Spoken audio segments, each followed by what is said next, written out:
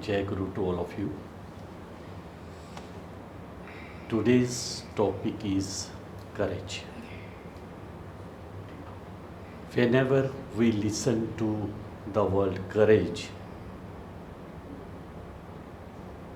often might a thought comes about a warrior who is in the battlefield and who flees from his life, and then he realizes that someone is left behind,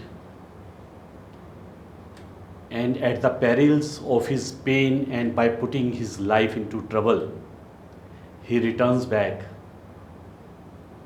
and saves him courageously. A single mother takes care of her children in the best possible way with her limited sources. Think of the loneliness of a person waking in the morning. From where the courage comes, from where the inner strength comes. Is it something which is outside? Or it is something which we all do have in our inner nature?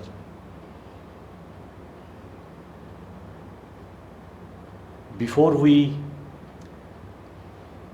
talk about this, I would like to share a story with you. There was a female lioness who was pregnant. She was just roaming around the edge of the forest in search of food. Suddenly, she sees flock of sheep, and she decided to jump on them. And in that exertion, what happens? She gives birth to her baby lion, calf. And in that confusion, what happens? That baby lion mixes with the sheep, and he starts living with the sheep only. Shepherds would come to the fields, and that lion gradually becomes bigger, and he would accompany the sheep. And he would behave like sheep. And one day what happened? One lion comes. And he was also in search of food. And when he sees the flock of sheep, and suddenly he saw that one lion is also there, he scratched his head. What I am seeing? Lion in the sheep. So he thought, I would pounce on that lion and would ask him, what is the deal here? Why are you here?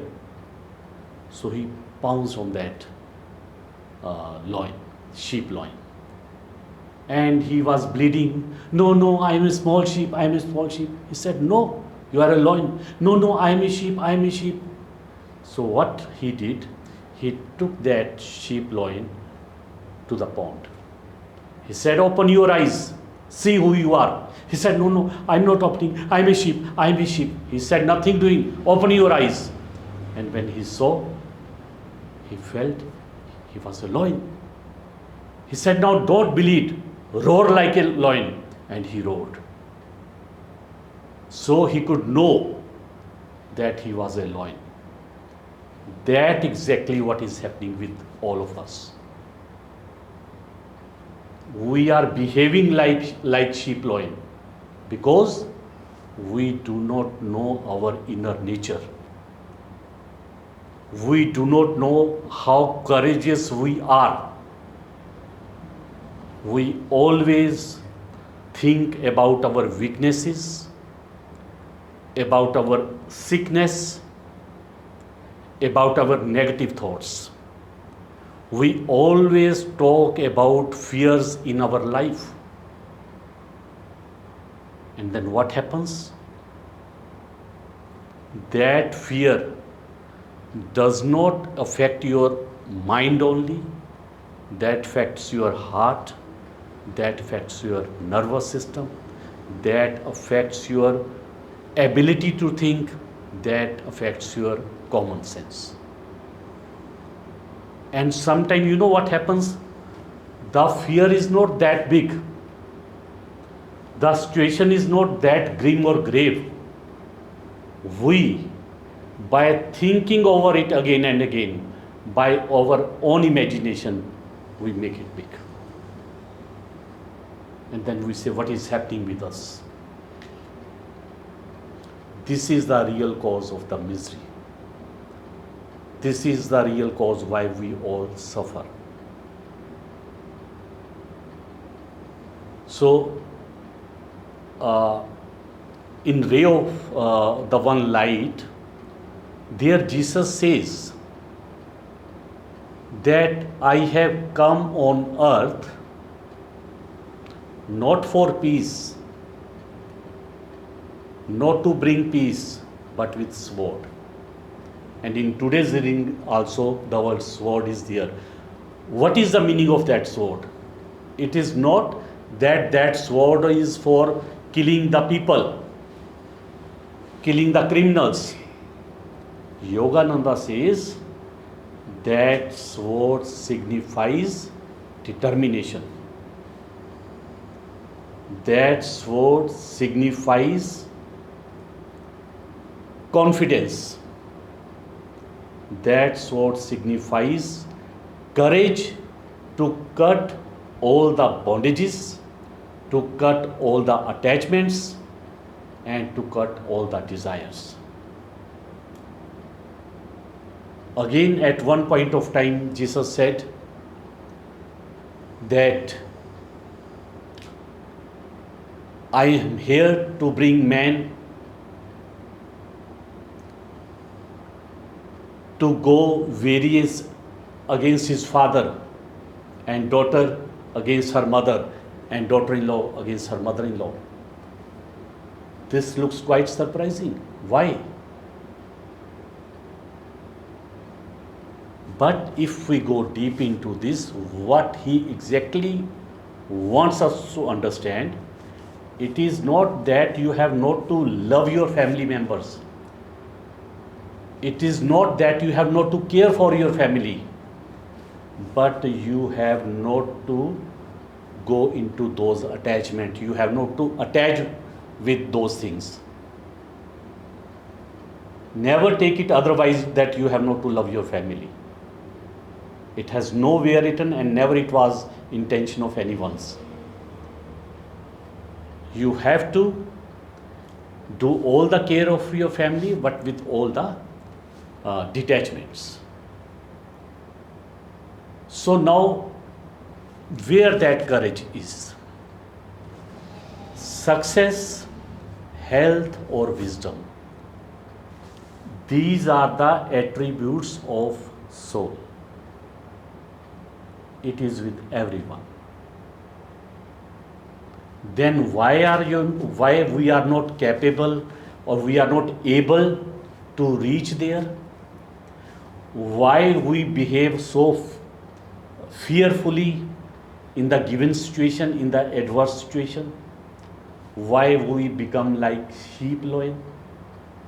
It is because we have not understood yet what we are. So how can that be done? First of all, remove all the negative thoughts out of your brain, all the fears from your brain, and replace those thoughts with the courageous thoughts, with the thoughts which have confidence. And always live in the presence of God. Feel the divine within you, and then you see you will be protected all the time. Even today's affirmation says like that only, that if you live in God's light, no one can harm you.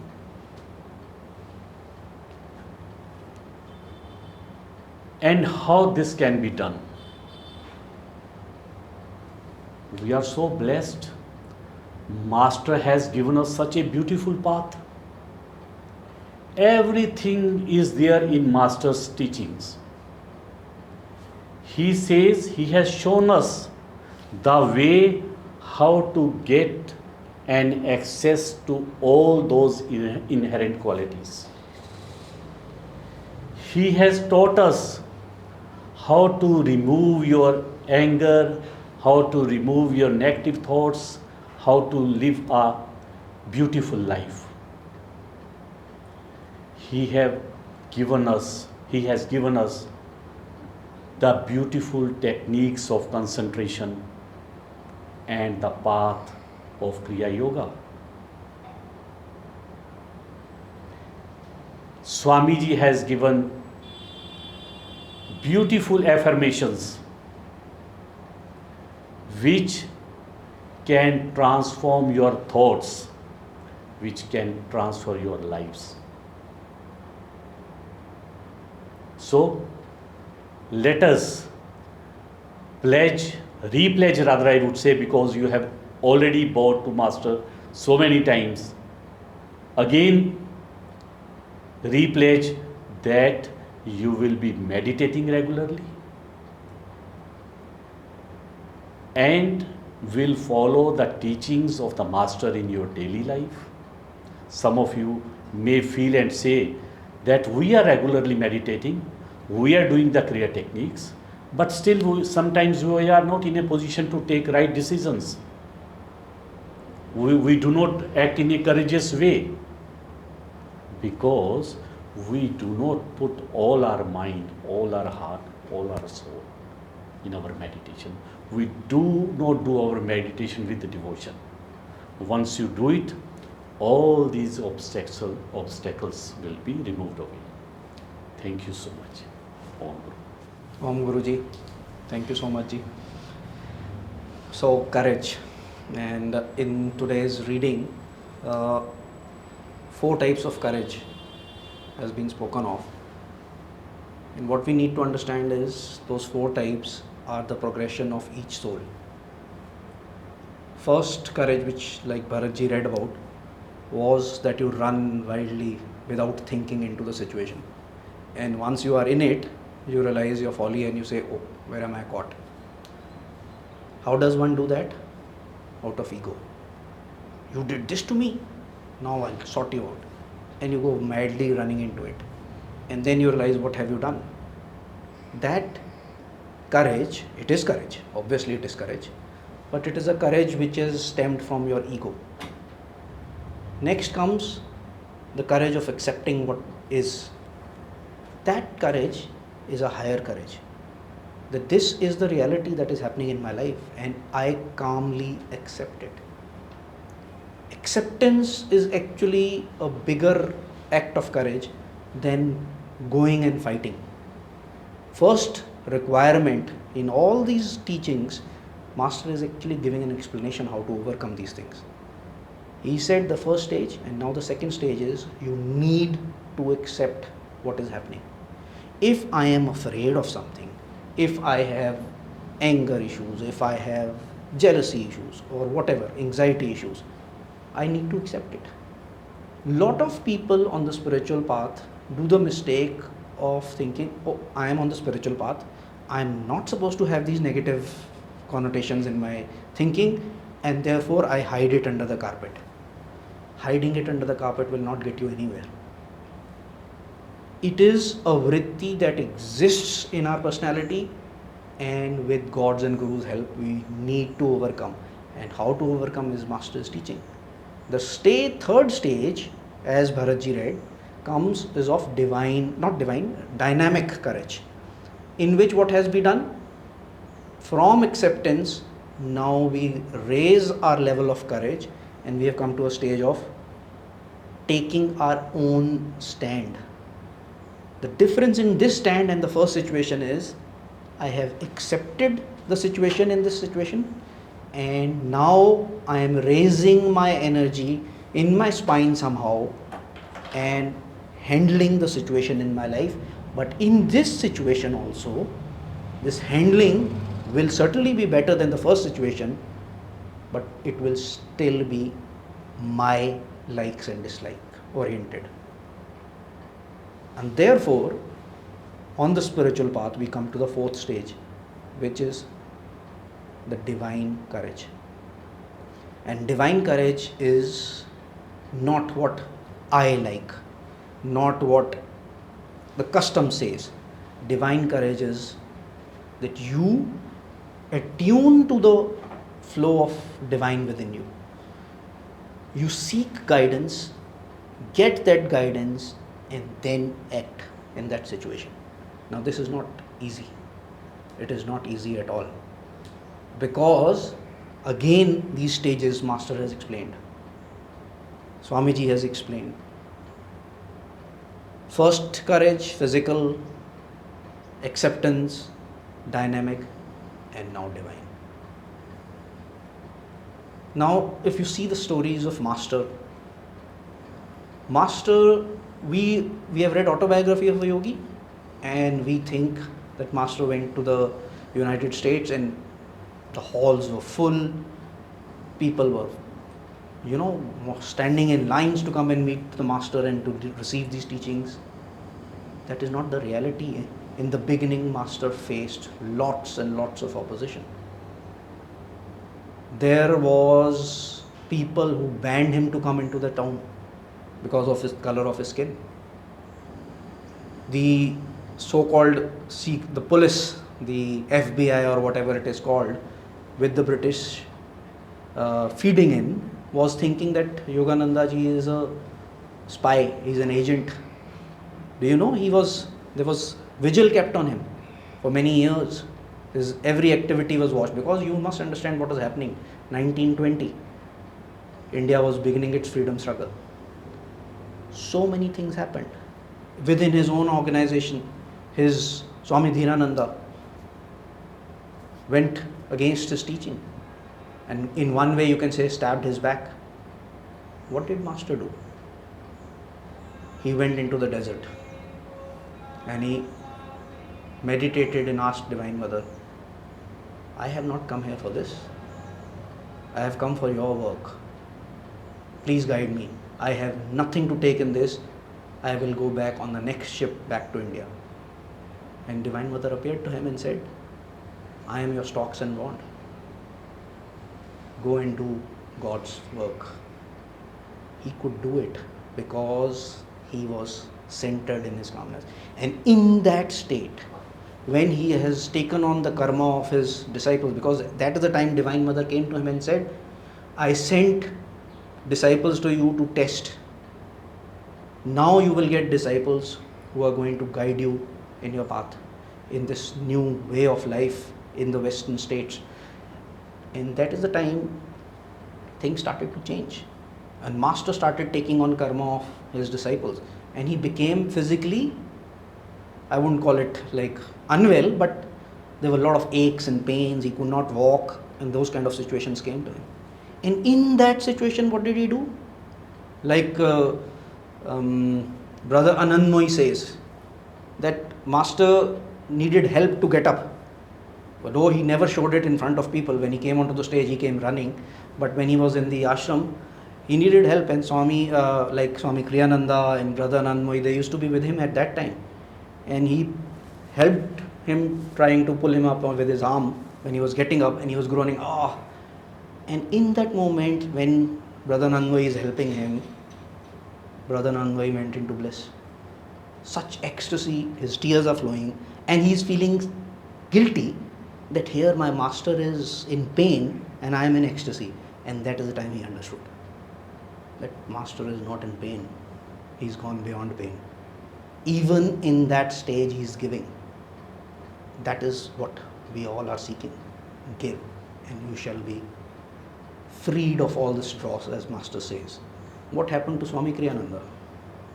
Swami Kriyananda, when he came back to India, I think it was in 2003, and he had come earlier, if you are aware of his life story, and he had met a lot of people and he had influenced a lot of people. So he was prevented from coming back to India. And when he finally did manage to come to India, he landed at Delhi airport, and there was one Mr. Gupta ji, if I remember the correct name, who had associated with him in earlier days, and he came to receive him at the airport. And Swamiji was by now old. And when he exited from the airport, Mr. Gupta ji touched his feet and shook his hand, and Swami Kriyananda caught hold of his hand. And in that instant, Mr. Gupta went into ecstasy. What were these people trying to teach? The courage. You just read the lives of these masters. Can any one of us even say that my life is 20% of the trials they have gone through? And we keep on crying, my life is bad, this is bad, that is bad. Look at their lives. How could Jesus say at that cross, forgive them for they know not what they do? But we need to understand, the biggest mistake that most of us do is, we start associating and we hear these stories and say, yes, this is the way to live. Yes, but they did not reach that stage without going through the struggle that we are going through. We have to understand, like the second stage was said, acceptance. We have to learn how to go into our spine, into the central spine, into the Sushumna. Kriya Yoga is the way to do it. When you are in that place, you are detached from your own personality. We hear about detaching from family, like he was speaking, Preminder ji was speaking, family, job, various associations in this life, but the most important detachment is my own personality. The day I learn to detach from my own personality, I will start seeing the reality, what Naveen is, what you are, what your personality is. Because then you will not be seeing yourself with a lens. That lens is always justifying. No, you were right. That person meant wrong. This person should change. That is how Master gave this prayer. That is, he said, God, don't change any situation in my life. Change me. Give me the power to change me. And that is the answer. Change yourself. Be open. And the sword that was being spoken of comes in now. The cutting off is once through introspection, through being detached to your own personality, you get an input from someone, you get input through your meditation that this is wrong. Naveen is doing this wrong. This person is doing this thing wrong. With yourself, be ruthless. Utterly ruthless. If you want to get across this ocean of delusion, half measures won't do. Just the moment it is clear that this needs to go, cut it off. For others, give benefit of doubt, pour your heart out, they have their own path. You are not responsible for anyone. First, get yourself across, then you can think of forming disciples. You are not here to improve anyone. You are here to improve yourself. Remember this. And that is the way to get across. Therefore, before we end today's talk on courage, it is important to know that there are stages of courage. Remember and analyze where you are. Do not start comparing yourself to Yogananda ji, to Jesus Christ, to Swami Kriyananda, to any of these great saints. We are not there yet. Yes, that is our aim. But wherever we are, introspect and be ruthless with yourself. The way to go about it is Kriya Yoga. Everything, like Lahari Mashya ji said, every answer is in Kriya. Do more Kriya, get centered in the spine. Learn how to return to the spine faster. Each Kriya is teaching you that. Don't do Kriya mechanically. Kriya is teaching you how to go into your spine faster. The Pratyahara aspect happens with Kriya. And if you learn it, you will learn to go within your spine in seconds, in split second. In the moment you are able to do it, you're detached from this personality of yours. And then you will be able to see and experience what is happening and what is not happening. There lies the answer. And there lies the answer from Master. Because then you will learn how to attune yourself. And in that attunement, you will reach the divine courage. Thank you so much, Ji.